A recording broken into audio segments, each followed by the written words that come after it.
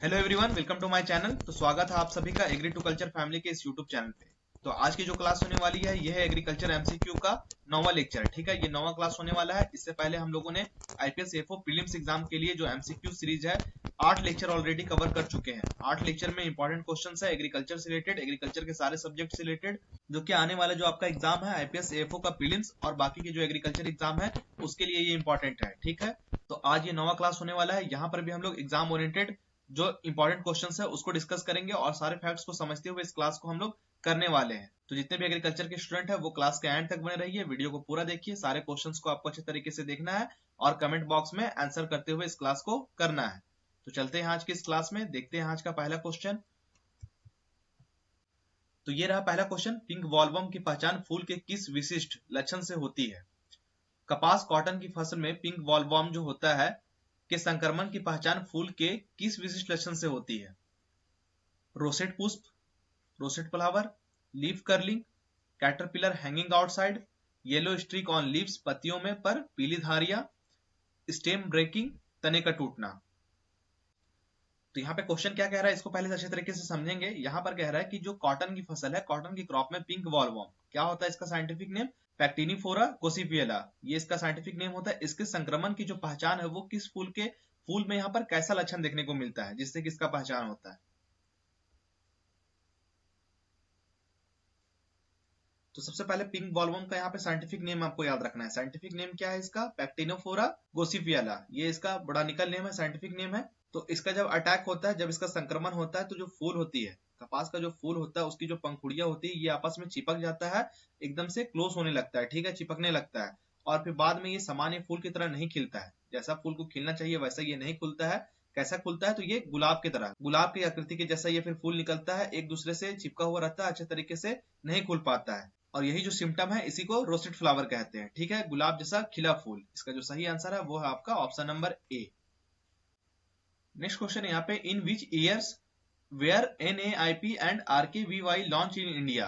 तो भारत में राष्ट्रीय कृषि नवाचार परियोजना जो है national agricultural innovation project NAIP और राष्ट्रीय कृषि विकास योजना RKVY किस वर्ष प्रारंभ की गई थी? 2006, 2007, 1998, 2005, 2000, 2010, 2012, 2015, 1995, 2000।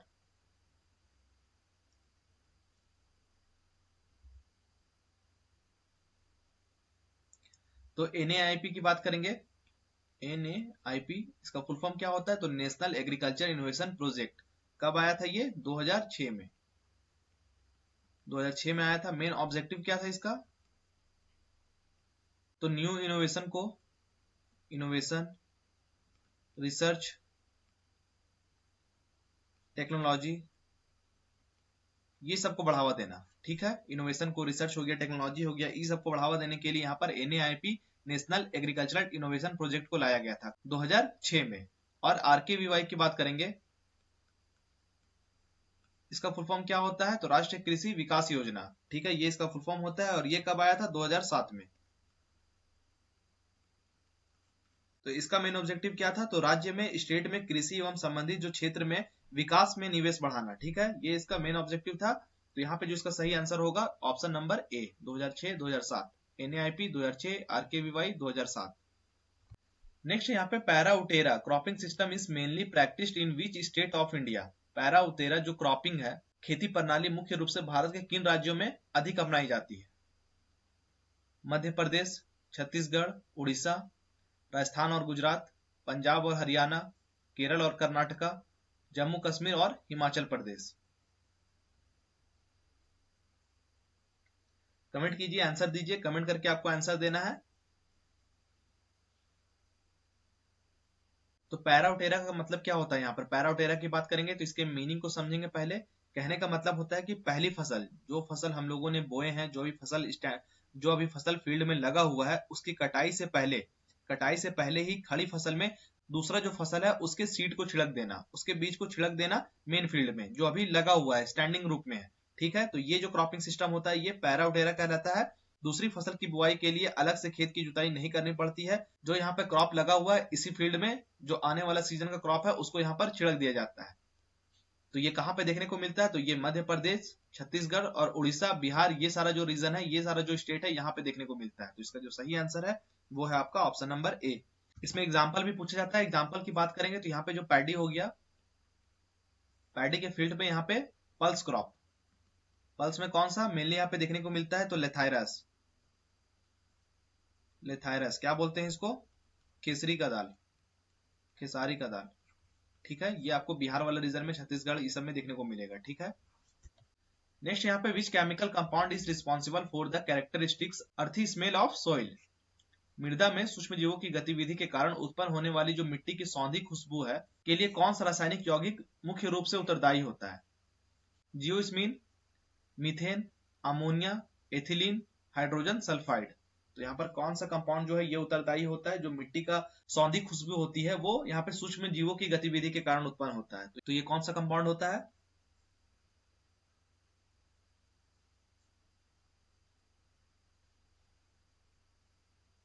तो इसका जो सही आंसर है वो है आपका ऑप्शन नंबर ए, जियोस्मीन। ठीक है, ये कैसा कंपाउंड है? तो ये आपका वीओसी, वीओसी कंपाउंड है। क्या होता है इसका फुल फॉर्म? तो वोलेटाइल ऑर्गेनिक कंपाउंड, ये इसका फुल फॉर्म होता है। और ये आपको मेनली कब देखने को मिलेगा? तो बारिश के बाद वाली जो मिट्टी की खुशबू होती है वहां पर जो जियोस्मीन होती है ये यहाँ पे ज्यादा अहम भूमिका निभाता है। ठीक है, नेक्स्ट यहाँ पे सदाबहार एवरग्रीन फल वृक्षों जैसे आम हो गया, नींबू वर्ग के व्यवसायिक कृंतक काट छाट प्रूनिंग का सबसे उपयुक्त समय कौन सा माना जाता है? फल तुड़ाई के तुरंत बाद, मानसून के आगमन से पूर्व, कड़ाके की ठंड में दिसंबर जनवरी, फल पकने के दौरान, बसंत ऋतु के अंत में जब तापमान 45 डिग्री सेल्सियस हो।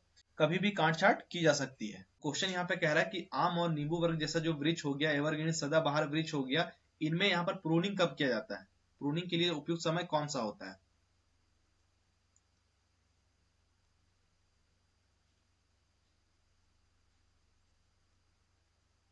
तो प्रूनिंग यहाँ पर किया जाता है क्योंकि सूखी, रोगग्रस्त, कमजोर और जो अनावश्यक यहाँ पे जो शाखाएं होती है, ब्रांचेस होती है, अनवांटेड ब्रांचेस होती है, उनको हटाना यहाँ पे प्रूनिंग कहलाता है। ठीक है, ये आपको एवरग्रीन जो फल वाले वृक्ष है जैसे कि आम हो गया, नींबू वर्गीय हो गया, इनमें देखने को मिलता है। तो ये प्रूनिंग कहलाता है। ठीक है, ये कब किया जाता है? इनमें फल तुड़ाई के तुरंत बाद, फल तुड़ाई के तुरंत बाद, मानसून के आगमन से पहले। तो इसका जो सही आंसर है वो है आपका option number A. Next question है which plant hormone is mainly responsible for phototropism. सूर्य के प्रकाश की दिशा में पौधे के तने के मुड़ने की क्रिया फोटोट्रोपिज्म कहलाता है। के लिए मुख्य रूप से कौन सा पादप हार्मोन उत्तरदायी होता है? Auxin, ethylene, abscisic acid, gibberellin, cytokinin.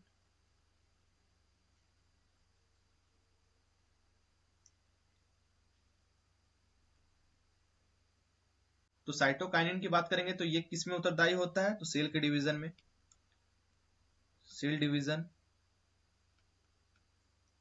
Shoot growth.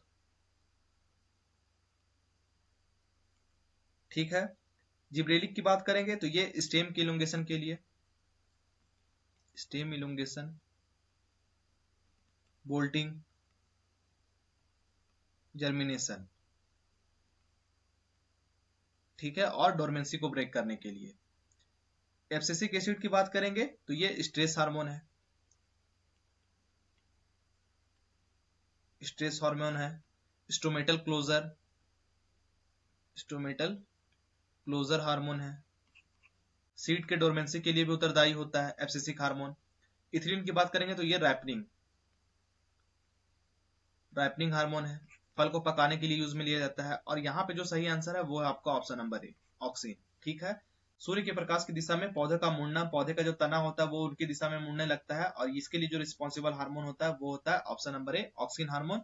और फिर एपिकल डोमिनेंस के लिए भी जाना जाता है, वो है ऑक्सीन हार्मोन। नेक्स्ट यहाँ पे अनियन में स्प्राउटिंग रोकने के लिए कौन सा ग्रोथ रेगुलेटर प्रयोग किया जाता है? प्याज अनियन के भंडारण के दौरान अंकुरन स्प्राउटिंग को रोकने के लिए कटाई से लगभग 15 से 20 दिन पहले खेत में किस पादप वृद्धि अवरोधक का छिड़काव किया जाता है?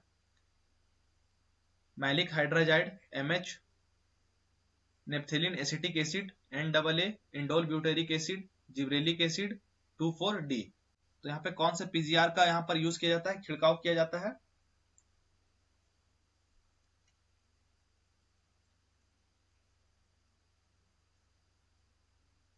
तो यहाँ पे maleic hydrazide option number A जो है इसका छिड़काव होता है। इसका जो सही आंसर है वो है आपका ऑप्शन नंबर ए। ठीक है, कब किया जाता है? तो प्याज की फसल की कटाई से लगभग 15 से 20 दिन पहले ही खेत में स्प्रे कर दिया जाता है। ठीक है, इससे होता क्या है? तो स्टोरेज के दौरान जो प्याज है ये डोरमेंसी लंबे समय तक बनाए रखती है। बल्ब जो होता है इसमें स्प्राउटिंग रोकने के लिए हेल्पफुल होता है। कौन? Maleic hydrazide. Naphthalene acetic acid की बात करेंगे तो ये ऑक्सिन फ्रूट रिलेटेड हार्मोन है। आईबीए की बात करेंगे तो ये किससे रिलेटेड है? तो रूटिंग हार्मोन है। आईबीए की बात करेंगे तो ये रूटिंग हार्मोन है। जिब्रेलिक एसिड की बात करेंगे तो ये इलोंगेशन के लिए, ग्रोथ को प्रमोट करने का काम करता है। अभी हम लोगों ने देखा था। 2,4-D की बात करेंगे तो ये एक हर्बिसाइड है। चौड़ी पत्तियों वाले जितने वीड होते हैं उनको खत्म करने के लिए इसका यूज किया जाता है। नेक्स्ट यहाँ पे ऐसी फसलें जिनमें लगभग कितना प्रतिशत पर परागण क्रॉस पोलिनेशन होता है, उन्हें प्राय पर परागित ऑफन क्रॉस पोलिनेशन फसलों की श्रेणी में रखा जाता है। 5 से 30%, 1% से कम, 80% से अधिक, 100%, 0.1 से 2%।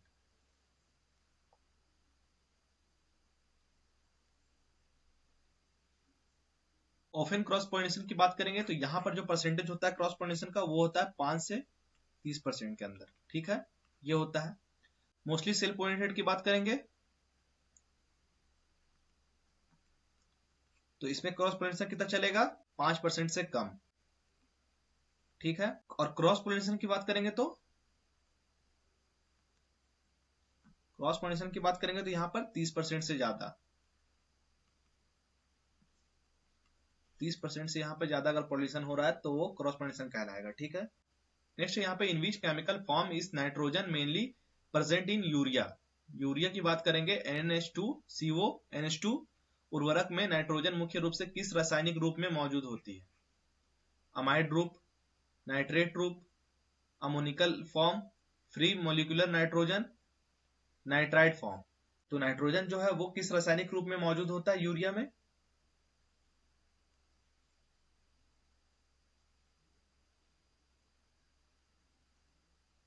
तो यूरिया की बात करेंगे यहाँ पे, इसमें जो नाइट्रोजन होता है वो अमाइड के फॉर्म में होता है, अमाइड फॉर्म में। ठीक है, यूरिया में लगभग नाइट्रोजन कितना होता है? तो 46%। इसीलिए सबसे अधिक जो नाइट्रोजन कंटेंट वाले जो प्रमुख सॉलिड नाइट्रोजन फर्टिलाइजर में से एक कहा जाता है। किसको? यूरिया को। तो इसका जो सही आंसर है वो है आपका ऑप्शन नंबर ए। नेक्स्ट यहाँ पे what is the main chemical component of a chicken egg shell. मुर्गी के अंडे का आवरण जो होता है एग सेल मुख्य रूप से किस रासायनिक यौगिक से बना होता है? Calcium carbonate CaCO3, sodium chloride NaCl, magnesium sulphate MgSO4, silicon dioxide SiO2, try calcium phosphate. तो यहाँ पे क्वेश्चन पूछा है कि वो मुर्गी का अंडा होता है उसका जो आवरण होता है एक्सेल होता है वो किस रासायनिक यौगिक से बना होता है?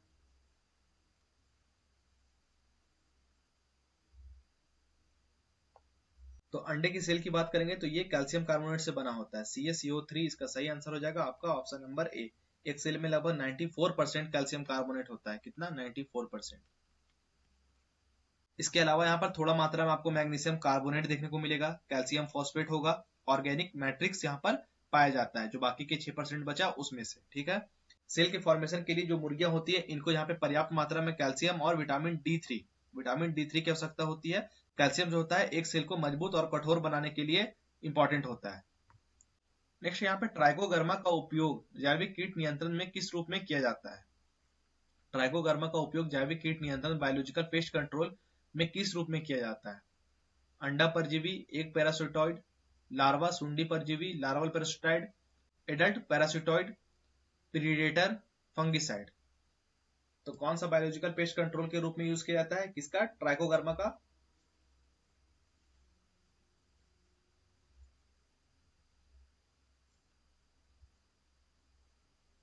तो ट्राइकोगर्मा की बात करेंगे तो ये क्या होता है? तो ये एक बहुत छोटा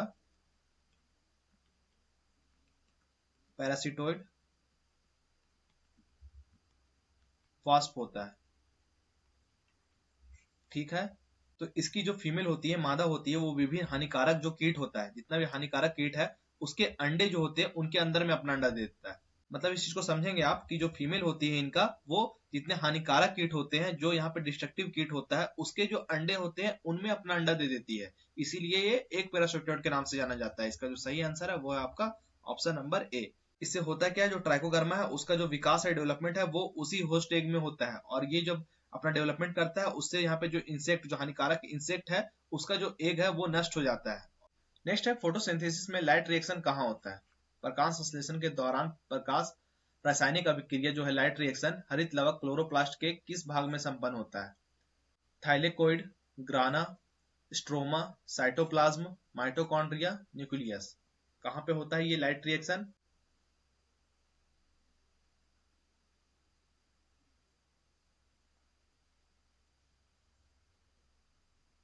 तो यहाँ पे क्वेश्चन आता है दो तरह के रिएक्शन से, एक होता है लाइट, एक होता है डार्क। लाइट कहाँ पे होता है? तो ये हरित लवक के ग्राना,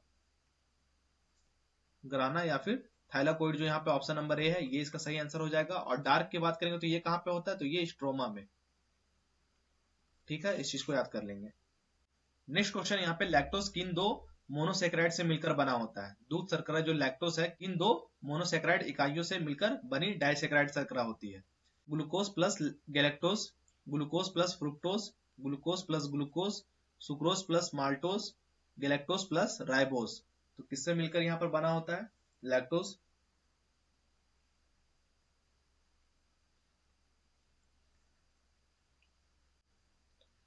तो यहाँ पर इसका सही आंसर आपका ऑप्शन नंबर ए, ग्लूकोज प्लस गैलेक्टोज की बात करेंगे तो इससे मिलकर यहाँ पर क्या बनता है? लैक्टोज बनता है। ठीक है, ग्लूकोज और फ्रुक्टोज की बात करेंगे तो इससे क्या बनता है? सुक्रोज।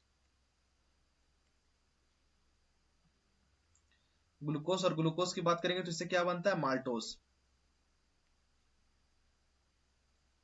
और लैक्टेज जो है ये कैसा शर्करा है? तो ये डाइसेक्राइड शर्करा है। ठीक है, नेक्स्ट यहाँ पे, गेहूं का करनाल बंट रोग किस कवक द्वारा होता है और इसमें मछली जैसी दुर्गंध, फॉल स्मेल किस रसायन के कारण आती है? Neovossia indica, trimethyl amine, Puccinia graminis, ethyl amine, Ustilago tritici, ammonia, Alternaria solani, hydrogen sulphide, Septoria डेटिकी, फॉर्मल्डिहाइड। तो किसके कारण यहाँ पर करनाल बंट होता है गेहूं में और फॉल स्मेल आता है? किस रसायन के कारण? तो रसायन का नाम है यहाँ पे ट्राइमिथाइलेमिन, और यहाँ पे करनाल बंट का जो रोग होता है उसका कवक का नाम है नीवोसिया इंडिका। इसका जो सही आंसर है आपका ऑप्शन नंबर ए। ठीक है, नेक्स्ट यहाँ पे, धान में नाइट्रोजन फर्टिलाइजर किस जोन में देना होता है? धान के खेतों में नाइट्रोजन उर्वरकों का उपयोग दक्षता जो है, नाइट्रोजन यूज एफिशिएंसी है, बढ़ाने के लिए उर्वरकों को किस क्षेत्र जोन में डालना चाहिए? अपचयी क्षेत्र, रिड्यूस जोन, ऑक्सीकृत क्षेत्र, ऑक्सीडाइज जोन, जल की ऊपरी सतह पर, केवल पत्तियों पर, हवा में छिड़काव करके। कहाँ पे छिड़कना होता है, कहाँ पे डालना होता है?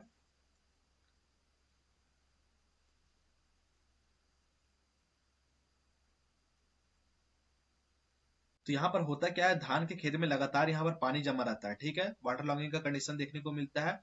तो यहाँ पे दो तरह के जोन बन जाते हैं, एक होता है रिड्यूस जोन और एक होता है ऑक्सीडाइज जोन। अमोनियम जो है NH4+ धान में नाइट्रोजन का महत्वपूर्ण रूप है। ये कहाँ पे? रिड्यूस सोइल में अधिक स्थिर रहता है, और जैसे ही यहाँ पे अमोनियम को ऑक्सीडाइज जोन में रखा जाए तो नाइट्रिफिकेशन होकर NO3 बन सकता है। क्या होता है? NO3- बन जाता है। ठीक है, कहाँ पे? ऑक्सीडाइज जोन में अगर रखते हैं तो। और इसका यहाँ पर क्या होता है, पानी भरा रहने के कारण डीनाइट्रिफिकेशन का प्रोसेस इसमें देखने को मिलता है, और यहाँ से नाइट्रोजन का लॉस हो जाता है। इसीलिए जो नाइट्रोजन है इसको यहाँ पर रिड्यूस जोन में देना होता है, ना कि ऑक्सीडाइज जोन में। इसका जो सही आंसर है वो है आपका ऑप्शन नंबर ए। नेक्स्ट यहाँ पे, धान का भूरा धब्बा रोग, ब्राउन स्पॉट ऑफ पैडी, किस कवक के कारण होता है जिसे 1943 में बंगाल अकाल से जोड़ा जाता है? तो यहाँ पे ब्राउन स्पॉट ऑफ पैडी की बात करेंगे तो ये किसके कारण होता है? बायपोलारिस ओराइजी।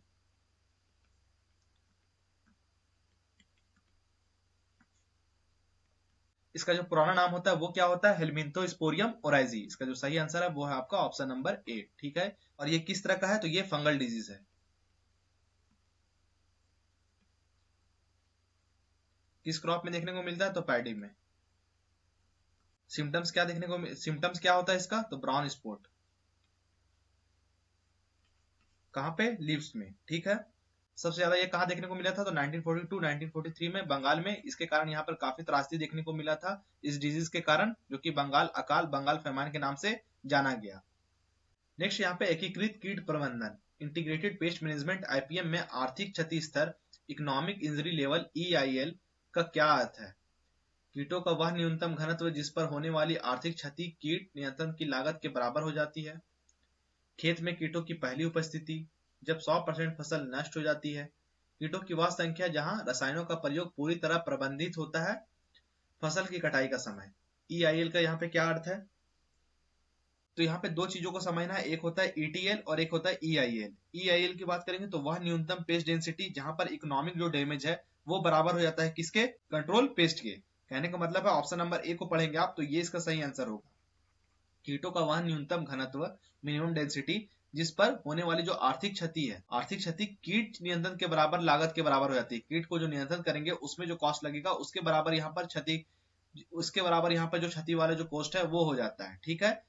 और यहाँ पर ईटीएल की बात करेंगे तो ईटीएल का डेफिनेशन होता है कि वह पेस्ट लेवल जहां कंट्रोल एक्शन शुरू करना चाहिए, वहां पे कंट्रोल एक्शन शुरू करना चाहिए ताकि वो ईआईएल तक ना पहुंचे। ठीक है।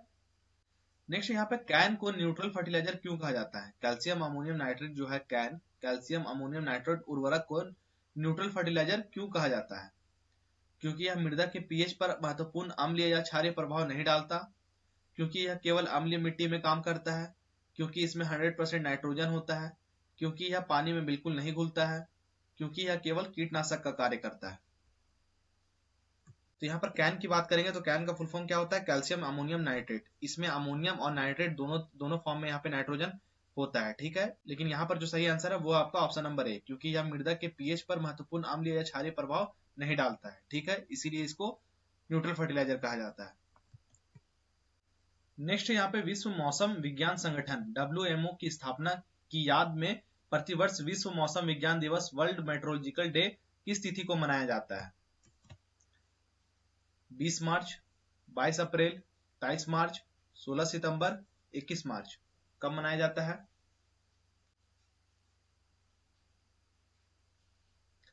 तो यहाँ पर WMO की बात करेंगे तो इसकी स्थापना कब हुई थी? तो 23 मार्च 1950 को।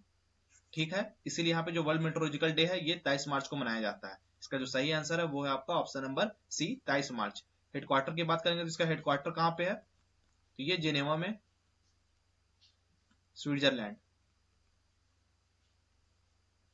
और इसके अलावा अगर वर्ल्ड अर्थ डे की बात करेंगे तो वो कब मनाया जाता है? तो 22 अप्रैल को। वर्ल्ड इन्वायरमेंटल डे की बात करेंगे तो 5 जून को। वर्ल्ड ओजोन डे की बात करेंगे तो 16 सितंबर।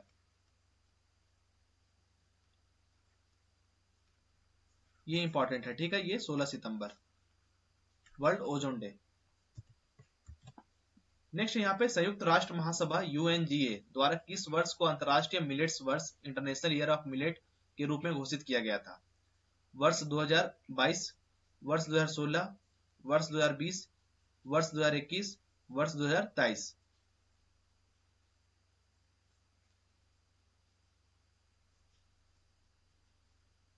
तो यहाँ पर इसका सही आंसर आपका ऑप्शन नंबर ई हो जाएगा। ठीक, वर्ष 2023 जो है ये इंटरनेशनल ईयर ऑफ मिलेट घोषित किया गया था। किसके द्वारा? तो ये संयुक्त राष्ट्र जो महासंघ है इसके द्वारा। ठीक है, और इसको भारत में किस नाम से बढ़ावा दिया गया? तो श्री अन्न, श्री अन्न के नाम से इसको बढ़ावा दिया गया इंटरनेशनल ईयर ऑफ मिलेट को। नेक्स्ट यहाँ पे विश्व कृषि वानिकी केंद्र ICRAF world agro forestry centre का मुख्यालय कहाँ स्थित है? जापान, रोम, इटली, वाशिंगटन DC USA, नई दिल्ली इंडिया, नैरोबी केनिया।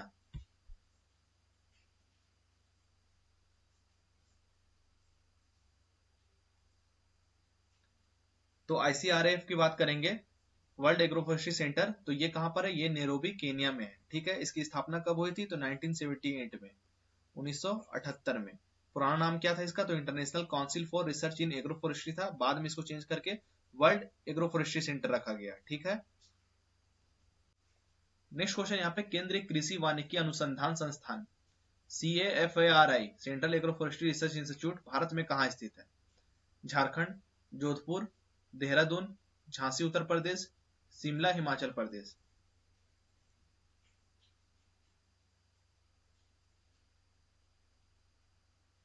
तो तो ये झांसी उत्तर प्रदेश में है। इसका जो सही आंसर आपका ऑप्शन नंबर डी। कब इसकी स्थापना हुई थी? तो 1988 में। ठीक है, किस क्षेत्र में ये काम करता है? तो रिसर्च हो गया, टेक्नोलॉजी हो गया, डेवलपमेंट हो गया, एक्सटेंशन, एग्रोफोरेस्ट्री से रिलेटेड। ठीक है, ये आईसीआर के अंतर्गत कार्य करता है। किसके अंतर्गत? आईसीआर के। तो ये था क्लास 9 जो कि एग्रीकल्चर आईपीएस एफओ प्रीलिम्स के लिए काफी इंपॉर्टेंट क्वेश्चंस था। आई होप आपको ये क्लास अच्छा लगा होगा। तो थैंक यू आप सभी का क्लास में बने रहने के लिए। इस क्लास का अगर पीडीएफ चाहिए होगा या फिर बाकी क्लासेस का पीडीएफ चाहिए होगा तो वो हमारे एग्री टू कल्चर फैमिली जो ऑफिशियल टेलीग्राम चैनल है यहाँ पर अपलोड कर दिया गया है, यहाँ से डाउनलोड कर लेंगे। और अगर वीडियो पसंद आया हो तो इसको लाइक कीजिए, अपने दोस्तों के साथ शेयर कीजिए और चैनल को सब्सक्राइब जरूर कीजिए। Thank you.